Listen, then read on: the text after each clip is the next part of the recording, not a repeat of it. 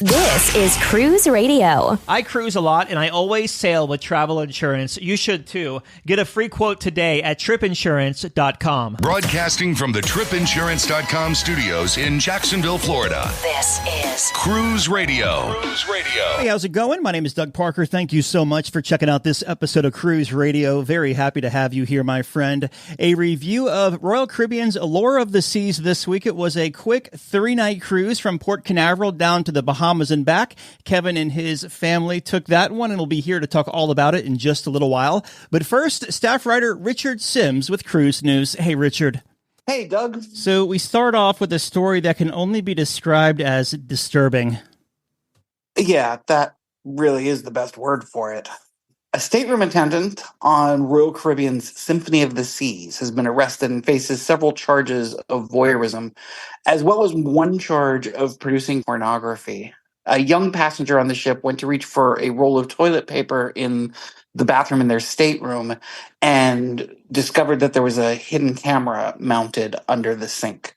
The girl and her mom reported the incident, and according to several reports, they were in the hallway outside their stateroom talking to security when the attendant came by the room. The man's his last name is Marisol, and he was immediately fired and arrested when the ship returned to Florida. In a statement, Royal Caribbean obviously made it clear that they have a zero tolerance policy for what they call, this type of, quote, unacceptable behavior. The reason he was charged with producing pornography appears to be that the mother and her daughter reported having used the bathroom several times while the camera was, they discovered later, already active. But this is the kind of story that'll have non-cruisers pointing their fingers and talking about the dangers of cruising. But this goes back to what we talk about a lot on the show, which is that cruise ships are in essence floating cities. And just like in any floating city, you're going to have bad people doing bad things. It's not a condemnation of cruising. I guess if anything, it's a condemnation of the dark side of society. The good news is this person's been captured, and I have to assume that they immediately went and searched all of the rooms on board, certainly the ones that he was in charge of. But, just not the kind of news story you want to be reporting. And an inaugural sailing of an upcoming ship has been changed.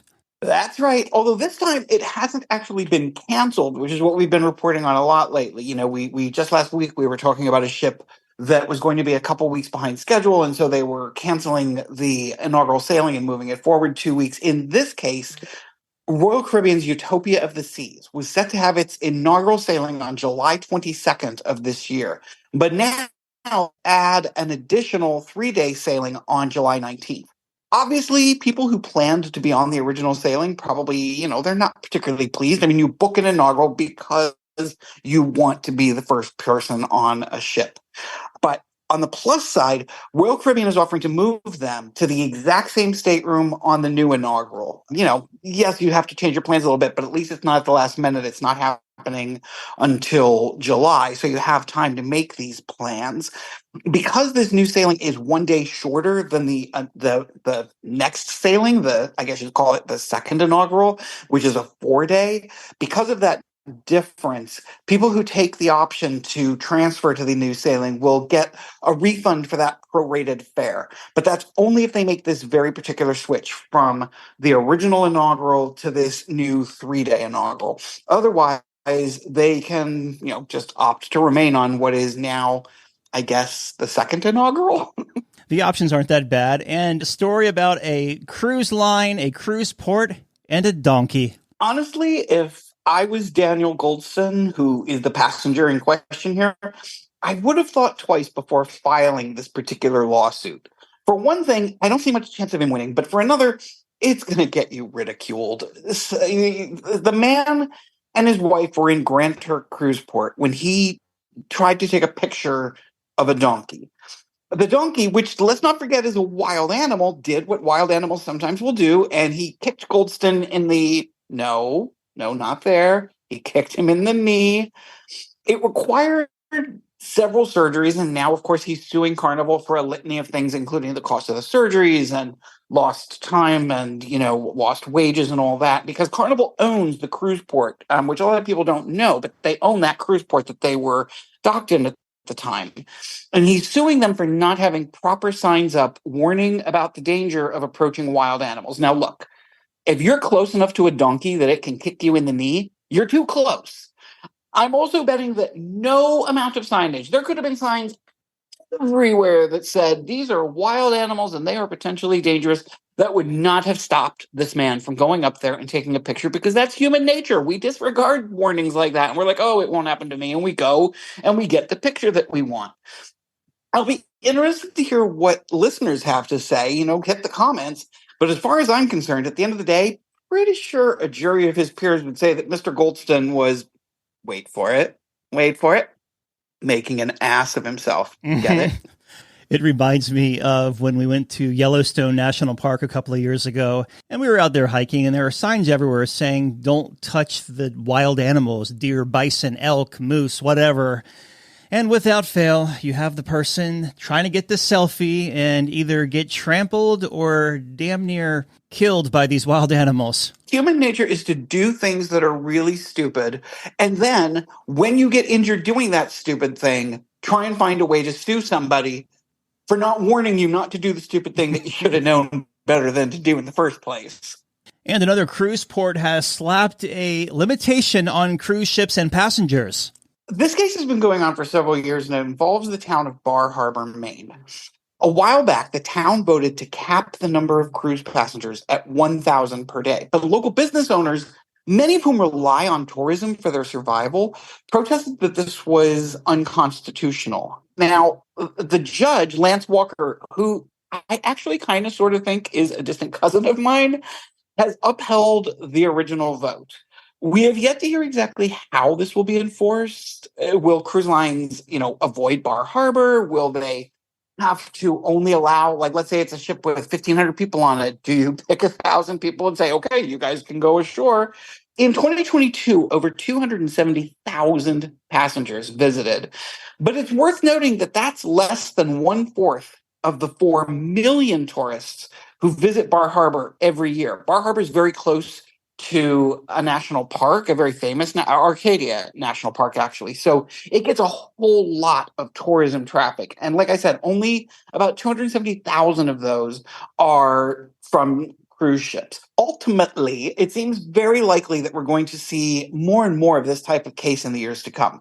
Cruise ships are getting bigger and bigger. Cruise lines are investing in more and more ships, and claims of over-tourism are cropping up all over the world, from Key West to Venice.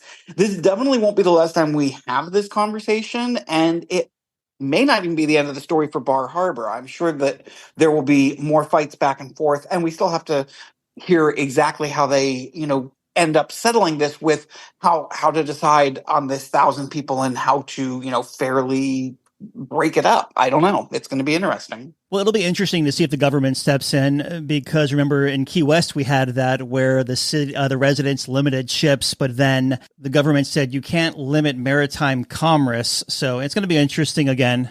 Anyway, a nice treat for some flyers. Usually when you're flying around the friendly skies, you wind up with delayed flights. Mm-hmm. It's kind of a running joke between us. Whenever you call me from an airport, I'm like, your flight got delayed. I know it. But 160 passengers who were flying Delta Airlines from Atlanta to San Juan, Puerto Rico, got a whole lot more than that. There they were, waiting to take off, when Sir Richard Branson popped up on board. Now, for those who don't know, Branson is the gazillionaire who owns a whole lot of stuff, including Virgin Voyages. Anyway, he announced to the passengers on the flight that those over 18 were being given a free cruise on the Resilient Lady. This was, of course, not, it's not like a random event that he just happened to show up and do this. As I said, they were flying to San Juan, Puerto Rico, and that just happens to be the new port where Resilient Lady is going to be sailing out of. So this was obviously an attempt to drum up some publicity. And of course it worked. I mean, here we are talking about it. But honestly, it was a brilliant move. I mean, for the cost of giving away 160 cruises, he got a whole lot of publicity. and alerted a whole lot of people that the ship will be sailing out of San Juan. So I think he got a really good deal on this one. So Princess Cruises has this brand new cruise ship, Sun Princess. It's sailing this week, and there's this promotion happening, which we came across, where they will pay you to rate the casino on their billion-dollar ship. What's the deal here? $1 billion. That sounds like something out of an Austin Powers movie. $1 billion. But yeah, we're talking about the Sun Princess, which has newly launched and has been getting a lot of attention. And a company called Casino.org is looking for someone to have what they call a dream job. It's actually a giveaway where they are looking for someone to go on board Sun Princess and hang out in the casino and check it out. They're going to give you free flight, you and a guest. They're going to give you free stateroom on the ship. And they're going to give you not only $500 to play in the casino, but also $500 spending money. So they then want you to come back to them and report on the casino. They want, a report about how loose were the slots, how were the slot attendants, what was the atmosphere, what was the whole thing like. It's basically, that's what they do. That's what casino.org does, obviously, is they're a site that writes a lot about casinos. So they're including pretty much everything in this. Now, it is only one, as far as I can tell, I read the rules very carefully, and it seems to only be one cruise that they are giving away. You have to be over the age of 21, and you have to be a citizen of either the United States, the United Kingdom, or Canada. Also, only one entry per household. Any more than that, and they will just basically delete all of your entries.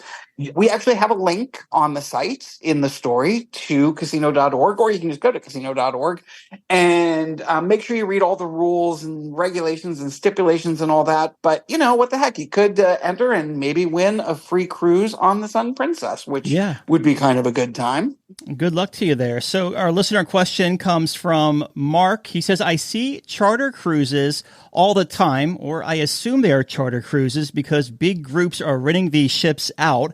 I am curious if you know what these companies pay to rent the ship for a week. That is such a good question, and I'm not going to lie. It's one that I have often wondered myself. So the first thing to keep in mind is that there are two different kinds of charters. One is a full ship charter, and the other is just, a partial charter where let's say a group is coming on board with, for example, the Golden Girls cruise. They might, and I'm just using this as an example, I don't know, but let's say there's a Golden Girls cruise and they want to book 150 rooms. That's a partial charter. But the kind of charter that our listener is asking about is a full ship charter. So we did a little poking around and found, now this is, we don't know exactly how accurate this is, but from what we have found, to rent a Royal Caribbean Oasis-class ship for 4 nights, the base price would be about $4.6 million. For a 7-night cruise, it would be about $8 million. And then, it can go more expensive. It can go less expensive. For example, a Voyager class ship, which is a little older than that, you can get one of those for $2.23 million for a 4-night sailing, or 3.9, let's call it $4 million if you want to do a 7-night sailing. There are a bunch of other rules that you have to follow too. Like there are very, very strict rules about drinks and drink packages and excursions. You have to book, if you're doing a full ship excursion, you have to use the excursions through the ship. You can't book independently, that kind of thing. So again, this varies from line to line and obviously from ship to ship. And it also might very well depend on the charterer. This is almost like flipping open the Kelley Blue Book that they used to always use. They used to always say what the Kelley Blue Book price was on, say, a 5-year-old car. But if an organization comes to a cruise line looking to do a charter, the cruise line has probably got some leeway there and is going to make the price dependent on a few things. What time of year is it? Is this a time of year when it's easy for them to say, okay, we're just going to boot a couple hundred people off here. They'll be sad, but we're going to get a full charter out of it. It also could depend on the organization itself. I would imagine that if a cruise line says, that organization has a whole lot of money. They're going to boost the price up. But we also see government charters. And I've always wondered, I don't know the answer to this. I don't know if you do or not, Doug. I've always wondered when the government charters a ship, like let's say they charter a ship to house workers who are helping with a disaster for a couple of weeks. Do they get a discount? Like, do they have to go by the same price that any other group would pay, or do they get a discount? I don't know. But anyway, yeah, that's the basics. And if you happen to be interested in chartering a ship, that indicates to me that you have a lot of money and I might like to speak to you. And if you want to check out what an actual contract looks like, what it includes, the binder, how you actually make the payments on these big sailings, I was working with a company back in radio that was going to charter a ship for a music cruise, and I have the contract still here. This is back in 2012, but it's the basic contract. I'll black out the names and upload that to our Patreon at patreon.com/cruise radio. It'll be there if you want to check it out. All right, staff writer Ricahrd Simms, as always, thank you, my friend. Have a good one. As always, glad to be here. Have a question or a comment for the show? Yeah! Send an email or voice memo to doug@cruiseradio.net. A big question we get at Cruise Radio is, how do I know if I need trip insurance? Simple answer. If you're getting on a plane, taking a road trip, or getting on a cruise ship, you need to have travel insurance. Hey, it's Doug Parker from my friends at tripinsurance.com. Not only does tripinsurance.com protect your vacation investment, but it also gives you peace of mind in case anything were to go wrong on your trip. How do they do it? They offer 3 different types of trip insurance policies. Good, better, and best. One policy for every vacation budget. But it doesn't just stop there. They're up to 40% lower when you shop around on other comparison sites. Plus, tripinsurance.com offers 24-hour customer support before, during, and after your trip, online claims assistance, and travel alerts to let you know what's going on at your destination. But find out for yourself. Check out tripinsurance.com. Just back from a cruise? Let's talk about it. Email doug@cruiseradio.net. Kevin and his family just returned from a 3-night cruise aboard Royal Caribbean's Allure of the Seas down there in Port Canaveral. Went to Nassau in perfect day, and he joins us on the line to talk all about it. How you doing, my friend? Doing great, Doug. How about you? Good. Always good to talk to you, buddy. And so I'm excited to talk about this one because we've done these Allure cruise reviews before, but never these little short ones. They've always like the 7 to 9 nighters. So I'm excited to hear how you got this big ship in just a few days here. So we'll get some pre-cruise thoughts as we always do. What made you want to sail this quick little 3-nighter out of Port Canaveral on Allure? We recently moved down to Florida and thought getting a short weekend cruise would be fun. And it was also over a long weekend. So my son had that following Monday off. So it made sense to have a nice cruise over a 3-day weekend. You're in the Orlando, Central Florida area, and you head to the cruise port over there at Port Canaveral. Now, I remember speaking last time, I believe you did like a pre-night stay. Did you do the same thing this time? We did. So since traffic around the area can be always hit or miss, you never know what kind of weather you could get. We headed over to Cape Canaveral, stayed at the Place Suites, which is right across the street from the southern part of Port Canaveral. Very easy to get in and out of, and a nice place to stay before boarding the ship the next day. Then you make your way to board that ship. How was the embarkation process boarding Allure, and how long did it take you to get from the curb onto the cruise ship? It was really easy. So this one went out of the newer cruise terminal on the south side, so it was a lot easier getting in and out as compared to when we sailed out of the other Royal Caribbean port. The other Royal Caribbean terminal on the north side of the port. Parking, getting in was really easy. The line was really easy to get through. You drop off your luggage and go find a place to park. Really getting from basically when we parked to on board the ship, maybe 20 minutes at most. The biggest line was really just getting through security right at the first part. From there, smooth sailing through check-in and boarding the ship. So you make your way on board Allure of the Seas. We've spoke so many times over the years. Have you been on this one before? Yeah, we sailed on Allure right after the restart. So back in, I think it was November 2021, we did a 6-night on her out of Fort Lauderdale. So we have been on the Allure of the Seas, and so it was nice to be back on board. Yeah, what were your first impressions walking on board? Obviously, when you went on board and sailed in 2021, you had the masks and the protocols and all that. But with everything aside, what were your impressions this go around? It was really nice to not have to worry about any of those protocols this time around. the ship looked pretty much the same as it did, a little bit over 2 years ago. It's a really beautiful ship. They've taken great care of it. I think I've heard it's scheduled to go into amplification. I want to say next year. I think they said 2025 it might go in or something to that effect. But, really it's pretty well up to date on, most of those things you see on the Royal Caribbean ads. So there were 3 of y'all sailing on this one. It was your wife, yourself, and your little one. What kind of room did you book on this 3-night cruise, and what were your thoughts of it throughout the voyage? So we took a chance and we scheduled a balcony room. This was the first time we actually did a balcony with our little guy, just because of the fact that, it was a short sailing and, we figured we could easily do a balcony. Before we Prince always had done some sort of a suite on the ship. We lucked out, if you could say lucking out, I guess, and getting, like handicap accessible room. It was literally the last balcony on the ship when we booked the cruise. So that kind of room is a little bit larger. It's honestly probably about the size of a junior suite, but just has, all of the regular balcony features. So it wasn't bad at all. So let's talk about the dining then on this 3-nighter. We'll start at the top at the Windjammer Buffet and kind of go out from there. So how was the Windjammer, the food selection, and like any congestion up there? I know it can get kind of busy on embarkation day. It sure can. So with it only being a 3-night sailing and 2 port days, we actually barely walked through the Windjammer, surprisingly enough.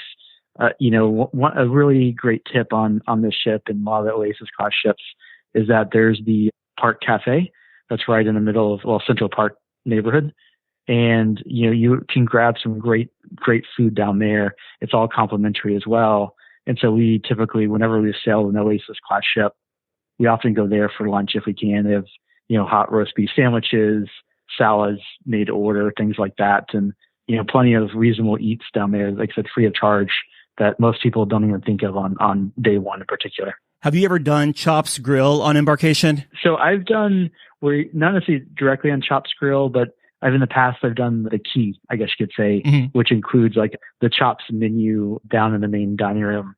And it is usually a really nice treat to have, but unfortunately it also does have a nice charge and has the dynamic pricing just like any other, pricing that Royal Caribbean offers. And so it really depends on the sailing of what we're looking for. Usually we're traveling with the little guy, having an extra, sit down meal is probably not the best thing, where, having something like the Park Cafe or even the Windjammer, obviously you can eat and go, and it's a lot more of a relaxed environment. Yeah.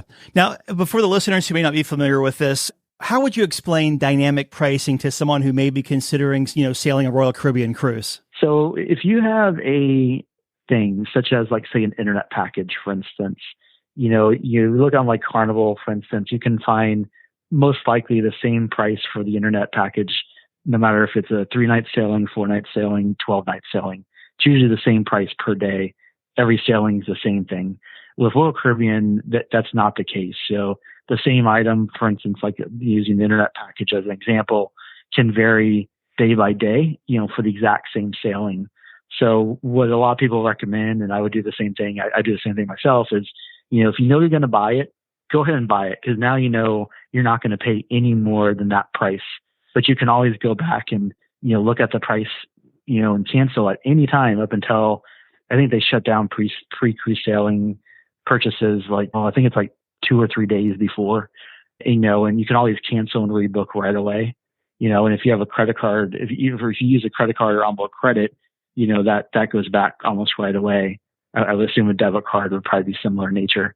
If you need to cancel and rebook, but it's a great way to kind of at least lock in pricing if you need to. Thanks for explaining that, Kevin. For the main dining room, what time dining did you have, and how was your experience in there throughout the 3 nights?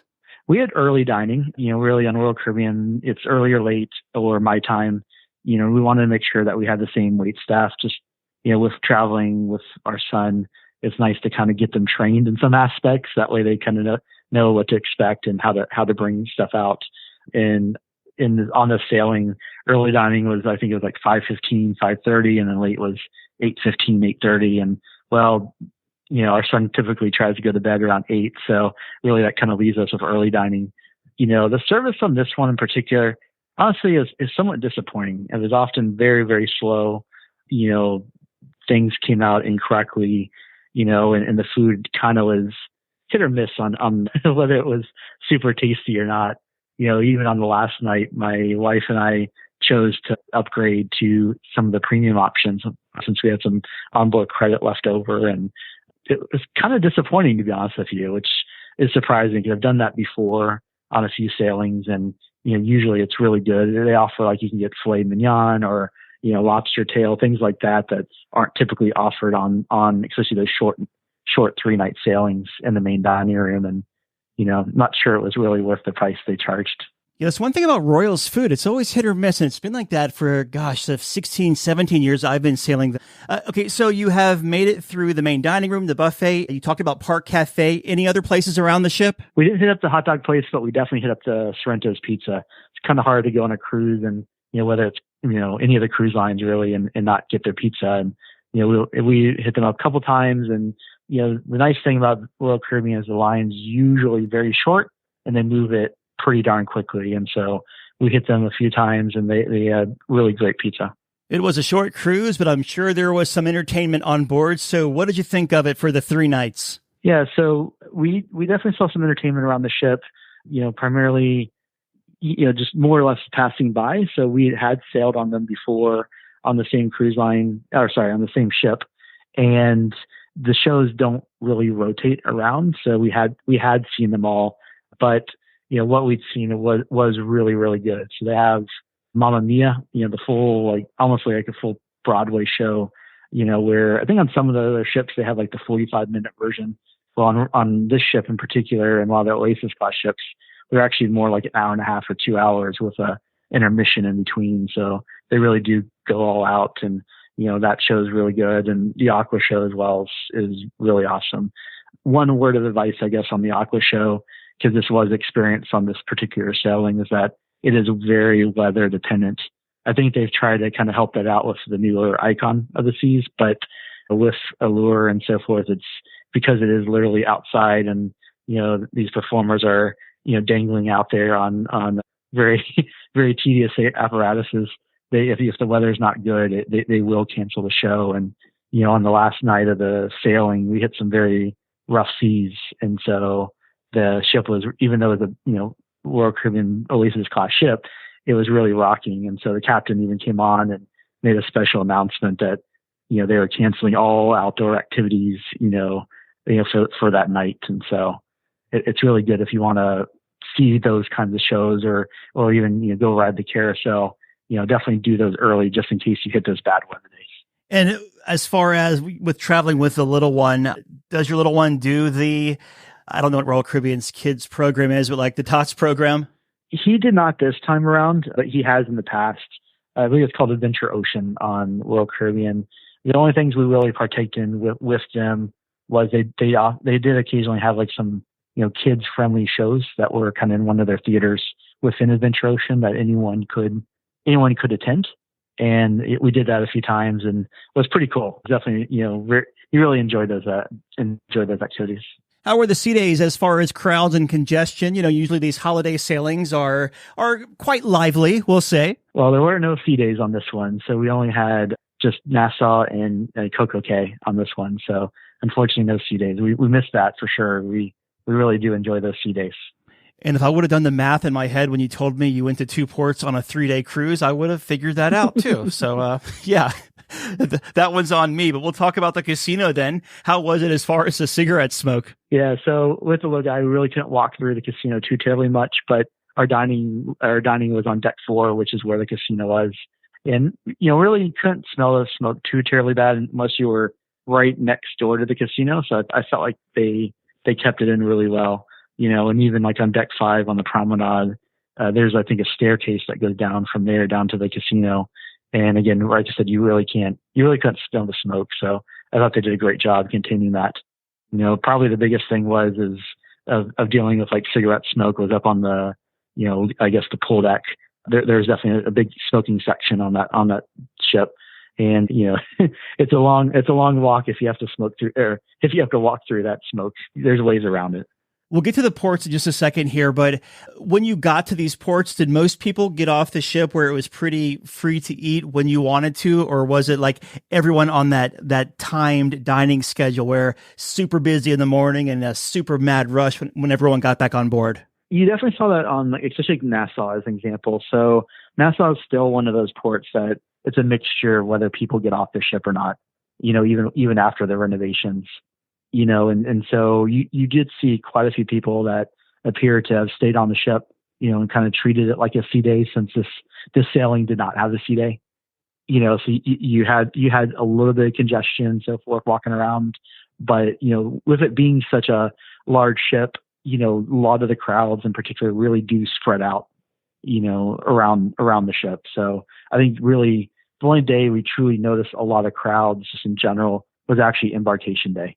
Which I think if you're on any sailing, really, no matter what cruise line, which ship, embarkation day is always just a madhouse in some aspects. Yeah, there's always that congestion right when you walk onto the ship where people don't know where to go. So your first port was Nassau? Yeah, we did actually something different. So we often do beach days because that's, pretty low key and they, very, friendly to our 3-year-old son. What we actually did differently was we have this pirate ship excursion where basically you get on the pirate ship and they kind of do like a little interactive show, and you can walk around the pirate ship as well and kind of just cruise it around the Nassau harbor and under the bridge and so forth for about an hour and a half, 2 hours roughly. And it was really a lot of fun. I was a little skeptical going into it because who knows if this was going to be fun for even an adult, you could tell it was definitely geared toward kids, but it was fun. And they offered you a couple of, drink coupons too. So, you could get non-alcoholic or alcoholic beverages, whatever you choose, from their bar. And, it was really a great sunny day too, as far as the weather. We had a great time. And, fun fact was, last Halloween, my son was a pirate. And so his costume still fit him. And so we had him dressed up as his little pirate. So the crew and other passengers on this excursion thought it was really awesome, really cool. Is that the pirate ship that is when you get off the ship, it's like right there, it docks kind of right where the ship's dock? Yep, exactly. Okay. Yeah, you're right there with the other cruise ships. It's there's a small little pier that I think they built when they did a lot of renovations, and yeah, it's right there with the cruise ships. Yeah, it's called Blackbeard or something like that. I've seen it before. That's correct. Yeah. Exactly, Blackbeard. If you don't mind me asking, what does that pirate ship set you back per person? It was about $60 to $70 a person, and then my son was actually free, so okay. that was a nice thing. But again, thanks to Royal Caribbean's dynamic pricing, that could vary from ship to ship too, right? So, but that's what we paid. Okay. Very good. In February 2024. And then your next and final port of call was Perfect Day. Now, I take it your son is not quite old enough to stand on the top of the ship, point to the water park and say, I want to go there today. Not yet. I'm sure one of these days that will definitely be the case. We took it as this relaxing beach day. So we actually hung out over at Oasis Lagoon. And so now they've made it just like a little lagoon. They have a lot of beach chairs and so forth. But again, like I said, it's protected. So there's very little waves and current. So very friendly to a younger crowd. And so that's where we hung out for most of the day, and enjoyed their buffet lunch that they had on the island, which is, not too terribly far. They have several buffet locations that are, again, all inclusive and very good food scattered throughout, and, really had a good time. Question we get here from time to time is that, okay, if you're going to Perfect Day with a family and let's just call it you're on a budget, right? Because, sometimes that water park can be over $100 a person.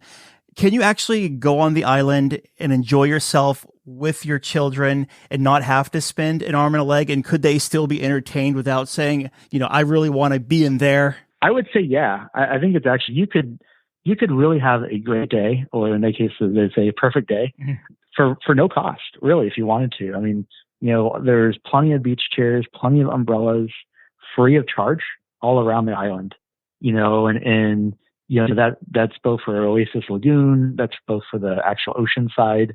There's the free pool area that you can go into. There's the splash pad for kids that you can go into. They have buffet lunch, like we talked about before. all that stuff. And, there's the typical drinks you'd see on the ship, that are free, like the lemonade and the tea and punch and water, things like that. You can get all that for free, no problem whatsoever.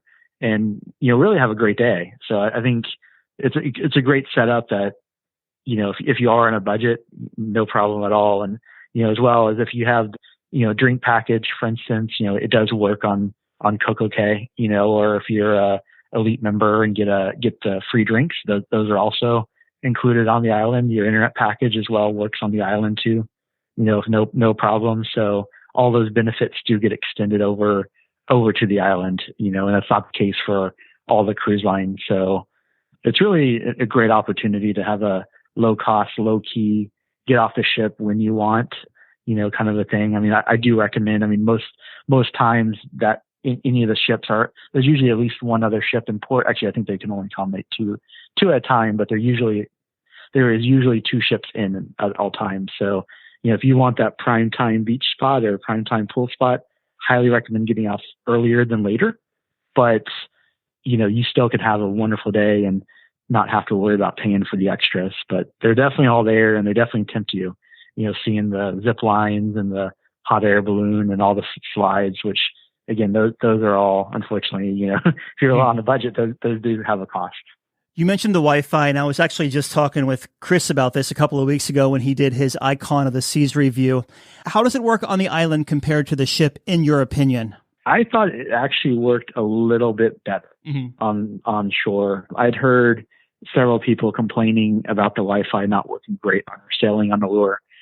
Actually, I was on the same sailing as Matt Hodgeberg over from Royal Caribbean blog, and I heard him commenting that the Wi-Fi, in his opinion, wasn't working very well on our ship compared to others. But it's kind of one of those. It's hit or miss, I think, on the sailing and probably who's connected. And I would suspect the island itself probably has a lot better capabilities, since they're a stationary island. And it's time to get off the ship. The cruise is over. How was the debark process? Debark was really easy again. We had, we had baggage service, as far as that's concerned. So we collected our bags in the terminal, and really they were ahead of schedule. So I think we were slated to be like 8 a.m., debarkation time, and our tags were already ready by 7:45 or 7:30, somewhere around there is when they made that call. And, once we left our room till the time we were in our car was less than 30 minutes at, probably more like 20, kept moving throughout the process. They used facial recognition. And so again, just kept moving through the process. So we were really, really easy. Any first time tips to offer anyone sailing Allure of the Seas? It is a really nice ship for sure. Probably one of the biggest words of caution is, if you are doing one of her 3 or even 4 night sailings, there's a lot to do on the ship. You may not get it all done. Don't stress over that, but also do your planning. So, Royal Caribbean, again, on the Oasis and I think Quantum-class ships, you're able to actually book their entertainment and see their entertainment schedules, about, I think they say 30 to 60 days in advance or something to that effect. Highly recommend, trying to book those out if you can. That way, if there is a specific time you want to do things, you really do need to do that. Otherwise, because for most of those shows, whether it be the ice show, whether it be the stage show or the aqua theater, you do have to have reservations. Otherwise, you have to go in the standby line. But definitely try and book those ahead of time if you can, or if you can't, try and book them as soon as you get on board the ship. They're free of charge. The reservations don't cost you a thing. And so as a result, the standby line does often work out for you because people just start booking things up and they won't actually show because they're busy over at the bar or getting a bite to eat or whoever, doing whatever they enjoy to do on cruises. So highly recommend that. But besides that, you can get some great deals on it if you have the time. What was the biggest highlight of this cruise for your family? I'd say just seeing the joy on my son's face, especially with the pirate adventure, and then just enjoying the beach day. As we've grown our family, you do live through your kid, 100%, and seeing how much fun he had was a fantastic thing. And even riding the carousel. We were riding, my son and I were riding around. My wife was stationary along the side, and he allowed just kind of, as we rode by, each time we passed by, just waving at her, and, just the giggles he had. I mean, it was a wonderful time to see that. Does the carousel cost money? It does not. It's completely free of charge. So it's not open all the time, but it's open most of the time. And they'll publish it on the app or, in any of the newsletters or things like that. But yeah, there's no charge. You can ride it as many times as you want. Yeah, it's really a fun, free thing to do. How about the zip line? Is there a fee for that? I believe it is. Mm-hmm. I don't know that 100% sure, but I believe on the ship it is, because it's not a super long zip line. Yeah, I think you also have to sign a waiver to be able to do it. I've never done it. I've wanted to, but I believe on the ship it is complimentary. Or if you go to Coco Cay, I think it's like almost $100 or something like that. Yeah, so exactly. How many cruises has your son been on at this point? Oh, it's somewhere between 7 and 10, which is Nice. quite crazy. And the fact that he's 3.5 years old and, already, I looked at his account, but he's probably, he's and probably, technically he has my status. So I'm in plus member Royal Caribbean. So he probably has enough to be platinum or even diamond at this point, based off of, staying in a suite and the double points that they were offering back in the post-COVID days initially. That's awesome. I love hearing that. Quite crazy. Yeah. Well, in closing here, your final thoughts of Allure of the Seas. I think Allure is a great ship. So like I said earlier, I think if you can find a good price on her, and, you will have a great time, and, highly recommend getting on. I unfortunately don't know where she's moving after she leaves Port Canaveral. I know that they're replacing her later in the season with the new Utopia of the Seas is going to kind of take over those 3 and 4 night sailings out of Port Canaveral. But wherever she goes, I'm sure you should try and get on her. Very good. I've been talking with Kevin about his 3-night cruise over to the Bahamas and back from Central Florida. Kevin, always good talking to you, my friend. Thank you so much for stopping by. Of course. Enjoy it. Have a great day. All right, Dougie, let's see what we got for you, buddy. Cruise Radio is produced at the tripinsurance.com studios in Jacksonville, Florida. Get cruise news, ship reviews, and money-saving tips every Thursday on Cruise Radio. If you've enjoyed this episode, please subscribe to the show. If you want to help spread the word, give Cruise Radio a 5-star review. Find Cruise Radio where you listen to your favorite podcast or online at cruiseradio.net. I'm your announcer,